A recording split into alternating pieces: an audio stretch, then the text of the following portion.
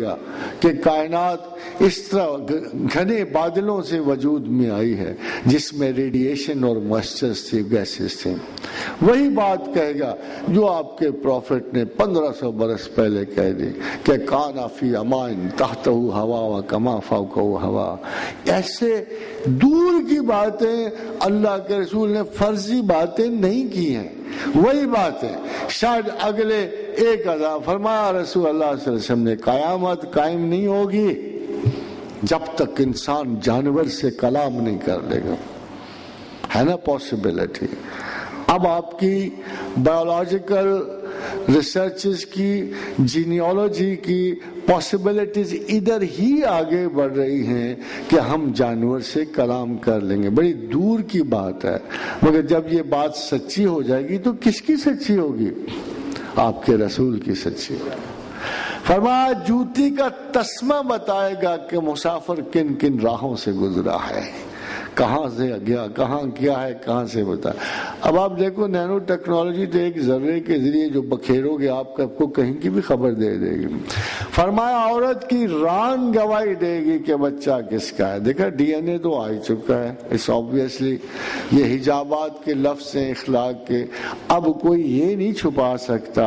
یہ اللہ کے رسول کی صرف 3 باتیں ہیں اور اس سے بڑی بڑی باتیں. ابھی وہ سنا میرا وہ دوست ہیں، انہوں نے ناراض کسی کو ایسے کل باتیں کر دی ہیں. اللہ کے رسول کی حدیث مبارکہ ہے کہ ہو سکتا ہے کہ اللہ زمین کی عمر آدھا دن اور بڑھا دے.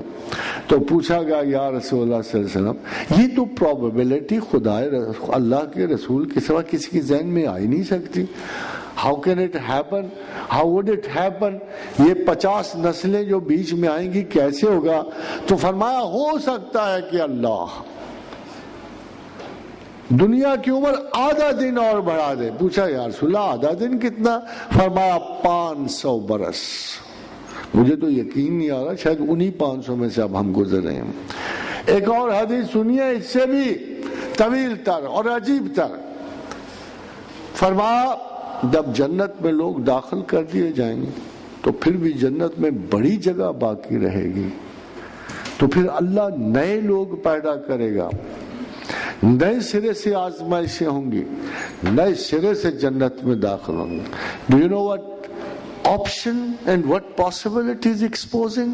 کہ نہ یہ پہلی دنیا نہ یہ آخری دنیا، ایسی 7 اور دنیایں، 7 دنیاؤں میں سے 7 لوگ جیسی وَيَتَنَزَّلُ الْأَمْرُ بَيْنَهُنَّ، ان میں اترتا ہوا اللہ کا حکم. یہ سیریز آف کائناتی تخلیقات اللہ کے حضور چلی جا رہی ہے. ہم کتنے بیوقوف لگتے ہیں کہ آل امپورٹنٹ بن کے چھوٹے سے قطع زمین پہ بیٹھے ہیں. تو اتنا بڑا اللہ، اتنی بڑی جنت، اتنا خوبصورت پیغمبر، اتنا رحیم. میں ایک بات آپ کو یقین سے کہہ سکتا ہوں کہ اللہ واقعی رحمان و رحیم ہے. اس لیے کہ محمد رسول اللہ کی زندگی ہمارے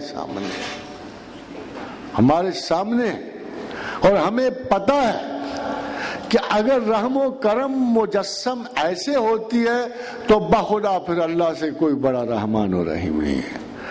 اگر خلقت محمد سی ہوتی ہے نا رحمت، تو ایسی خوبصورت رحمت کہیں بھی نہیں ہے، ہمارے تصور سے بھی بالا. مگر رحمت یہ ہے اعتدال میں، یہ کچھ ایکسٹرا آرڈینری نہیں ہے. یہ انسان کے اعتدال کا اعلیٰ ترین وصف ہے جو محمد رسول اللہ صلی اللہ علیہ وسلم ہے. اعلیٰ ترین علم، اعلیٰ ترین ایگزیبیشن، اعلیٰ ترین کنیکشن. عجیب و غریب بات ہے، اتنے نفیس ترین اور اعلیٰ ترین تجربات فکر کے بعد بھی اتنا نارمل انسان زمین کے اوپر نہیں گزرا. اب اللہ پوچھو تو حضرت عیسیٰ علیہ السلام کے پیروکار صاف بہانہ بنا لیتے ہیں اور یہ ہم نے کیا فالو کرنا ہے اپنے پیغمبر کو؟ وہ تو معجزے سے پیدا ہوئے، معجزے پہ ختم ہوئے. وہ تو سوال ہی نہیں پیدا ہوتا. اتنی عجیب و غریب زندگی کے تواتر کو تو ہم فیس ہی نہیں کر سکتے. حضرت موسیٰ کو دیکھو، جلال پیغمبر سے ہمہ وقت معجزات کی نمود ہے. اللہ ساتھ ہے، مگر یہ علم کے طریقے نہیں ہیں۔ فروغ علم، انتہائی علم، دوران علم، کتاب علم، اول و آخر کتاب عشق و مستی میں وہی اول وہی آخر، وہی قرآن، وہی فرقان، وہی یاسین، وہی طٰہٰ۔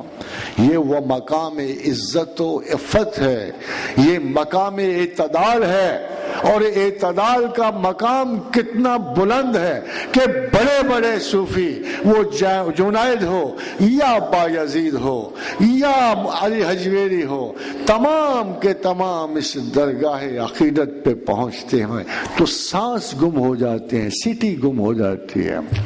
یہ وہ مقام عزت، محبت و رسالت پروردگار ہے۔ اگر فرض کرو کچھ طبقات مسلمان کہیں کہ رسول اللہ فوت ہی ہو گئے، ہمارے تو کام کے رہی نہیں، پھر تو کیا پردہ کھینچ لینا۔ وہ بڑی مشہور بات ہے، خواجہ نظام جب فوت ہو گئے تو خسرو دور تھے، خسرو بڑے دور تھے، تو روتے پیٹتے ہوئے یا باہر، تو خواجہ نظام کو فوت ہوتے دیکھا تو قبر پہ کھڑے ہو گئے، تو ایک دوہا پڑا کہ گوری سوئے سیج پر مکھ پہ ڈارے کیس، کہ گوری سوئے سیج پر مکھ پہ ڈارے کیس، چل خسرو گھر اپنے سانج بہے چوندیس۔ تو یہ تو جانے وانے والے لوگ ہیں۔ موت تو ذائقہ ہے، نہ پہلے تھی نہ اب ہے۔ بھائی لوگوں سے پوچھو 5 بلین ایئرز تم پہلے زندہ رہے ہو، نالائکی کی حد ہوتی ہے نا جی۔ 5 بلین ایئرز پہلے خدا نے کہا میں نے زمین تخلیق کرنے سے 50,000 پہلے ارواح انسان کی تخلیق کر لی تھی۔ عمر تو ہوئی نا ہماری یہاں آنے سے پہلے، 5 ارب سال پہلے۔ اب خدا کہتا ہے آگے ما دامت السماوات والارض، زندہ رہو گے ابد الآباد تک۔ یہ کیا چیز بیچ میں آ گئی؟ خاتون حضرات، 9 کروڑ سیل تھے، 2 لاکھ کھلے ہوئے، 2 لاکھ یا 3 لاکھ کھلے ہوں گے۔ ابد الآباد کی زندگی تھی سکڑ کے چھوٹی سی قید، 90 سال 50 سال، کوئی ایوریج ہی نہیں نہ بنتی، 0.0001 بھی نہیں بنتی۔ اس لیے پروردگار نے کہا کہ یہاں تمہیں ایک جھوٹی موت کا ذائقہ چکھنا ہے، جھوٹی موت کا۔ تم پہلے بھی زندہ تھے، تم نے بعد بھی زندہ رہنا ہے۔ اس زندگی میں اوبلیوین، بلاوا موت ہے۔ یہ جو تم بھول گئے ہو نا تم کہاں سے آئے ہو، موت ہے۔